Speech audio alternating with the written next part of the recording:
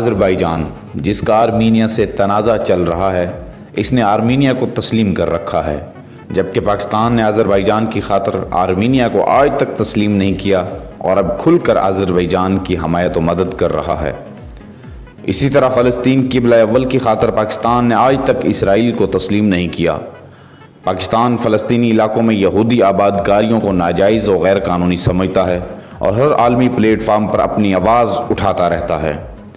لہٰذا پاکستان کو کچھ بھی کہنے سے پہلے سوچ سمجھ لیا کریں، یہ شہیدوں اور غازیوں کی سرزمین ہے جو پوری دنیا میں امت کے لیے امید کی ایک لکیر ہے، اور میرا یہ ایمان اور یقین ہے کہ ایک دن پاکستان ہی کشمیر کو آزادی کی سحر دکھائے گا، اور وہ دن بھی دور نہیں جب پاکستان کے فائٹر جیٹ طیارے قبلہ اول فلسطین کو اپنے حصار میں لے لیں گے اور ارد گرد یہود و نصارہ کی لاشیں بکھری پڑی ہوں گی انشاءاللہ۔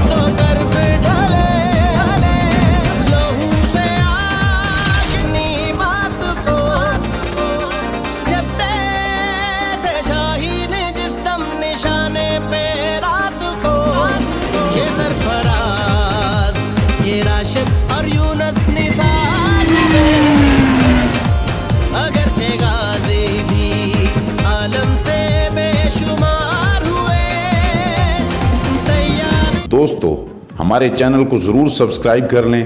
اگلی ویڈیو میں آپ کو بتائیں گے کہ آذربائیجان ملک کیسے بنا اور سوویت یونین سے کب آزاد ہوا۔ پاکستان نے اب تک آذربائیجان کے لیے کیا مدد کی۔